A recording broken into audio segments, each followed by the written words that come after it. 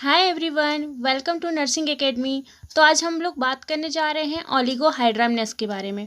ओलिगोहाइड्रामनेस क्या होता है, इसके क्या कॉजेस हैं, इसके क्या सिम्टम्स हैं एंड इसको कैसे डायग्नोस कर सकते हैं और इसका क्या मैनेजमेंट है। तो चलिए स्टार्ट करते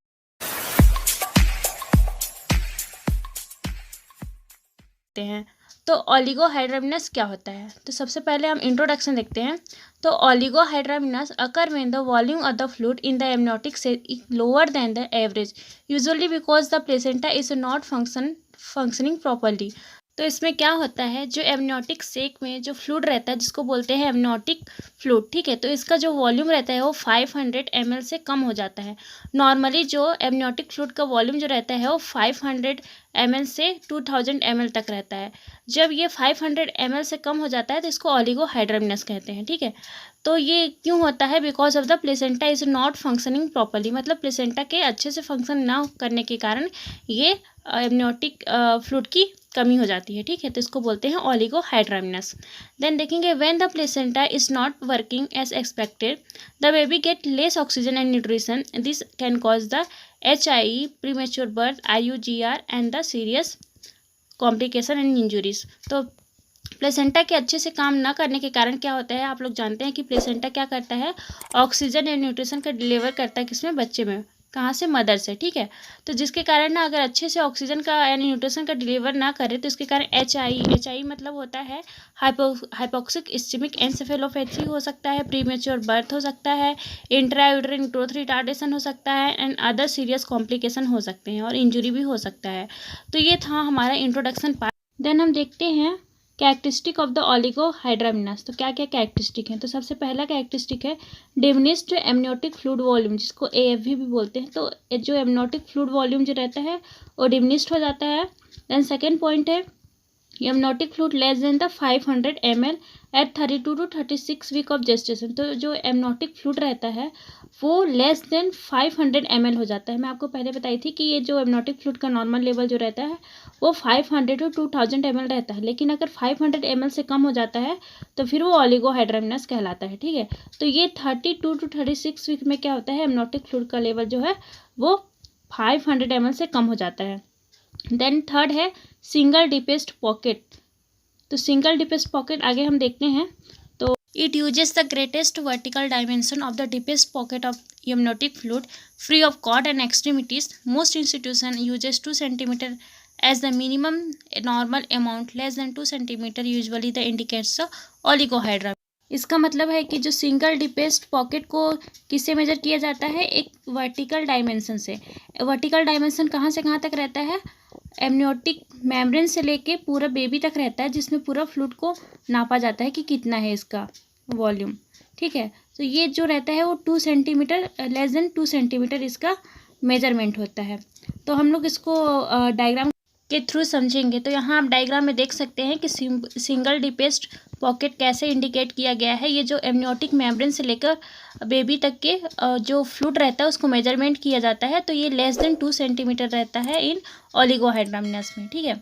देन हम लोग देखेंगे इसका next measurement of the SDP, मतलब सिंगल डीपेस्ट पॉकेट कैसे मेजरमेंट किया जाता है। तो यहाँ आप देख सकते हैं कि एक क्या है, ट्रांसड्यूसर है। ये ट्रांसड्यूसर क्या करता है, ये मेजरमेंट करता है। जैसे एब्डोमिनल को 4 पार्ट में डिवाइड कर देते हैं, तो ये जो ट्रांसड्यूसर है उसको कैसे इंड्यूस किया जाता है, इसको परपेंडिकुलर डायरेक्शन में किया जाता है। जैसे कि आप देख सकते हैं यहाँ कि करेक्ट टेक्निक्स में दिखाया गया है कि transducer held the perpendicular to the floor, ठीक है, परपेंडिकुलर में होना चाहिए 90 डिग्री में। और यहाँ नीचे में 2 चीज़ दिखाई गई जिसमें दोनों इनकरेक्ट है। पहला जो है वो transducer not perpendicular to the floor and may cause the over estimation of AFI। तो जो AFI मतलब कहते हैं एमनियोटिक फ्लूइड इंडेक्स। तो इसमें जो ट्रांसड्यूसर है वो ज़्यादा क्या ओवर, जो फ्लोर है उससे ओवर एस्टिमेशन कर रहा है, ठीक है, इसमें ज़्यादा एमनियोटिक फ्लूइड का एस्टिमेशन होगा। तो ये भी इनकरेक्ट है।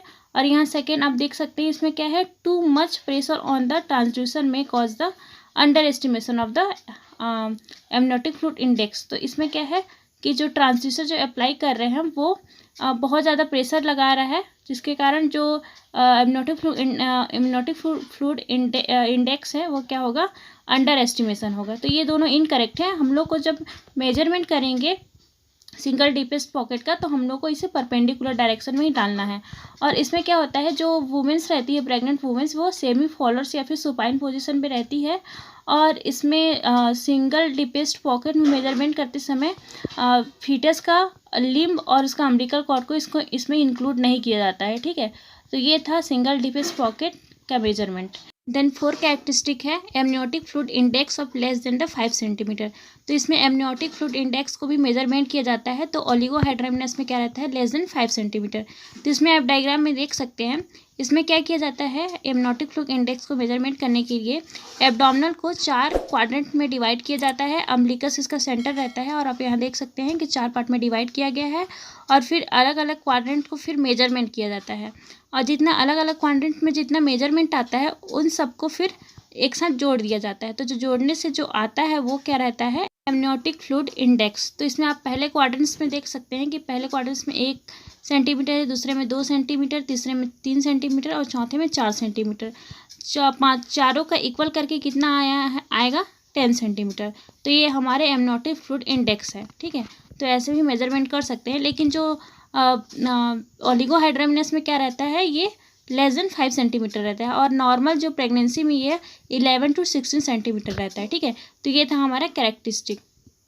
एंड हम देखेंगे इटियोलॉजी। तो क्या क्या इटियोलॉजी है ओलिगोहाइड्रामिनस के। तो फर्स्ट है फीटल क्रोमोजोमल एबनॉर्मलिटीज़। अगर फीटल में क्रोमोजोमल एबनॉर्मलिटीज़ है तो उसके कारण भी ओलिगोहाइड्रामिनस हो सकता है। ठीक है, देन दूसरा है इंट्रायूटराइन इन्फेक्शन। अगर इंट्रायूटराइन इन्फेक्शन मान लीजिए कि मीजल्स या रूबेला कुछ इन्फेक्शन है तो उसके कारण भी हो सकता है। देन ड्रग्स जैसे कि एसी इनिबिटर, मतलब एंजियोटेंसिन कन्वर्टिंग एंजाइम इनिबिटर जो है वो ड्रग, ये एंटी हाइपरटेंसिव ड्रग है। इसके ड्रग के कारण भी क्या हो सकता है, ओलिगोहाइड्रामिनस हो सकता है। देन है रीनल एजेनेसिस या फिर obstruction of the urinary tract in fetus. मतलब रीनल एजेनेसिस मतलब क्या होता है कि वो कंजेनाइटल क्या होता है, बच्चे में अब्सेंस रहता है, वन और बोथ किडनी जो है अब्सेंस रहता है, उसको बोलते हैं रीनल एजेनेसिस। या फिर ऑब्स्ट्रक्शन हो सकता है यूरिनरी ट्रैक्ट में फीटस के, तो उसके कारण भी ओलिगोहाइड्रामिनस हो सकता है। फीटस का यूरिन है वो एमनियोटिक फ्लूइड में जाके मिलता है, तो एमनियोटिक फ्लूइड को बढ़ा के रखने में हेल्प करता है। लेकिन यहाँ अगर यूरिन में ऑब्स्ट्रक्शन है तो उसके कारण भी ओलिगोहाइड्रामिनस हो सकता है। ठीक है, देन नेक्स्ट है intrauterine growth retardation with the placental insufficiency. अगर प्लेसेंटल इनसफिशिएंसी है, प्लेसेंटा अच्छे से वर्क नहीं कर रहा है, तो उस कंडीशन में भी क्या, जैसे कि इंट्रायूटेरिन ग्रोथ रिटार्डेशन है तो उस कंडीशन में भी ओलिगोहाइड्रामिनस हो सकता है। देन पोस्ट मेच्योरिटी, अगर पोस्ट मेच्योरिटी के कारण भी प्लेसेंटा जो है अच्छे से फंक्शन नहीं करता है और ओलिगोहाइड्रामिनस से भी कॉज करता है। तो ये थे हमारे इटियोलॉजी, जिसमें हम देखें foetal chromosomal abnormalities, intrauterine infection, drug ACE inhibitor, renal agenesis and obstruction of the urinary tract in foetus. Then है intrauterine growth retardation with the placental insufficiency, then post maturity. ठीक है, देन हम next देखेंगे pathophysiology. तो pathophysiology कैसे होता है ये ओलिगोहाइड्रामिनस। तो ओलिगोहाइड्रामिनस के मेनली 3 कारण है जिससे हम समझ सकते हैं कि ये कैसे होता है। तो पहला है rupture of the amniotic membrane. जो एमनियोटिक मेम्ब्रेन मान लीजिए अगर रप्चर हो गया बिफोर द लेबर, तो क्या होगा, जितना फ्लूइड रहेगा वो बाहर निकल जाएगा, जिसके कारण ओलिगोहाइड्रामिनस हो सकता है। देन सेकेंड है congenital absence of function of the renal tissue. ठीक है, अगर जैसे मैं आप पहले भी बताई कि जो रीनल टिश्यू है, अगर रीनल एजेनेसिस है तो उसके कारण क्या होगा, फ्लूइड जो है मतलब यूरिन जो है वो एमनियोटिक फ्लूइड में नहीं जा पाएगा, जिसके कारण और ओलिगोहाइड्रामिनस हो सकता है। ठीक है, देन तीसरा है पोस्ट मेच्योरिटी। पोस्ट मेच्योरिटी जैसे मैं आइडियोलॉजी में बताई कि पोस्ट मेच्योरिटी के कारण क्या होता है, प्लेसेंटा अच्छे से फंक्शन नहीं करता है, जिसके कारण ओलिगोहाइड्रामिनस हो सकता है। देन हम उसके बाद देखेंगे इसका फ्रीक्वेंसी। तो फ्रीक्वेंसी में देखेंगे कितना होने का चांस होता है ओलिगोहाइड्रामिनस। तो ओलिगोहाइड्रामिनस जो होता है वो 0.5 to 5.5% जो होता है वो प्रेगनेंसी में, ऑल प्रेगनेंसी में ये हो सकता है। ठीक है, और इसके बाद ये था फ्रीक्वेंसी। देन हम देखेंगे डायग्नोसिस। तो डायग्नोस हम लोग कैसे कर सकते हैं। तो पहला है uterine size is much smaller than the period of the amenorrhoea. मतलब जो यूट्राइन साइज रहेगा वो क्या रहेगा, बहुत स्मॉलर रहेगा। मतलब जिस समय एमनोरिया का कंडीशन रहता है उससे भी क्या रहेगा, वो स्मॉलर रहेगा। ठीक है, एंड लेस फीटल मूवमेंट, क्योंकि एमनियोटिक फ्लूइड में ही फीटस जो होता है अच्छे से मूवमेंट कर सकता है। लेकिन अगर एमनियोटिक फ्लूइड ही कम है तो क्या करेगा, फीटस का मूवमेंट कम होगा। तो इससे भी हम लोग आइडेंटिफाई कर सकते हैं कि ओलिगोहाइड्रामिनस है। देन है तीसरा है the fetus is full of fetus because of the scanty liquors. तो जो यूट्रस है वो क्या रहेगा, फीटस से फुल रहेगा, क्योंकि वहाँ जो यूट्रस जो रहता है वो फीटस से और एमनियोटिक फ्लूइड से फिल रहता है। लेकिन अगर ओलिगोहाइड्रामिनस की कंडीशन में क्या होगा, अगर लिक्विड कम है, ठीक है, एमनियोटिक लिक्विड जो है वो कम है, तो जो यूट्रस रहेगा वो किससे फुल रहेगा, सिर्फ फीटस से ही रहेगा, ठीक है। Then mal presentation is common, क्योंकि माल प्रेजेंटेशन हो सकता है क्योंकि बेबी जो का मूवमेंट होता है वो एमनियोटिक फ्लूइड में होता है। अब एमनियोटिक फ्लूइड ही यहाँ कम हो जाए है तो माल प्रेजेंटेशन हो सकता है, ठीक है। देखिए इंट्रायूटेरिन ग्रोथ रिटार्डेशन इन यूएसजी, मतलब यूएसजी अगर करेंगे तो हम लोग को पता चलेगा कि इंट्रायूटेरिन ग्रोथ रिटार्डेशन हो सकता है करके, ठीक है। दैट इसमें एमनियोटिक फ्लूइड वॉल्यूम भी मेजरमेंट कर सकते हैं और सिंगल डीपेस्ट पॉकेट भी मेजरमेंट कर सकते हैं और एमनियोटिक फ्लूइड इंडेक्स भी मेजरमेंट कर सकते हैं, जो मैं आपको पहले बता चुकी हूँ। तो ये था हमारा डायग्नोसिस, कैसे डायग्नोस करेंगे ओलिगोहाइड्रामिनस को, ठीक है। देन इसके बाद है कॉम्प्लिकेशन, क्या क्या कॉम्प्लिकेशन आते हैं ओलिगोहाइड्रामिनस के। तो इसका कॉम्प्लिकेशन देखेंगे हम, फीटस में क्या इसका इफेक्ट पड़ता है और मैटरनल में मतलब मदर में क्या इफेक्ट पड़ता है। तो सबसे पहले देखेंगे फीटल में, ठीक है। तो सबसे पहला है एबॉर्शन। तो एबॉर्शन होने का चांस रहता है क्योंकि एमनियोटिक फ्लूइड बहुत कम रहता है और फीटस वहाँ मूवमेंट नहीं कर पाता है, जिसके कारण उसको रेस्पिरेटरी डिस्ट्रेस वगैरह भी हो सकता है, तो एबॉर्शन होने का चांस रहता है, ठीक है। दूसरा है डिफॉर्मिटी। डिफॉर्मिटी क्यों होता है, क्योंकि इंट्रा एमनियोटिक अधेशन या फिर कॉम्प्रेशन, बहुत ज़्यादा कंप्रेशन पड़ता है फीटस पर, जिसके कारण डिफॉर्मिटी हो सकता है। फीटल पल्मोनरी हाइपोप्लेजिया भी हो सकता है। देन है high fetal mortality, mortality rate भी बहुत ज़्यादा रहता है। And cord compression, cord compression क्यों होता है, क्योंकि एमनियोटिक फ्लूइड ही प्रेशर से बचा के रखता है कॉर्ड को, लेकिन अगर वहाँ एमनियोटिक फ्लूइड की ही कमी है तो बहुत ज़्यादा कंप्रेशन होता है, ठीक है। ये था फीटस में क्या क्या कॉम्प्लिकेशन होते हैं ओलिगोहाइड्रामिनस के। देन देखते हैं मैटरनल में क्या क्या कॉम्प्लिकेशन होते हैं। तो सबसे पहला पॉइंट है prolong labour due to the इंटेरिया। इंटेरिया क्या होता है, इनएबिलिटी टू मूव और चेंज, मतलब इसमें जो बेबी रहता है वो क्या रहता है, मूव नहीं हो पाती हो, जिसके कारण क्या होता है, जो लेबर रहता है वो प्रोलॉन्ग हो जाता है, बहुत लंबे समय तक हो जाता है, ठीक है। देन सेकेंड पॉइंट है increased operative interference due to the mal presentation.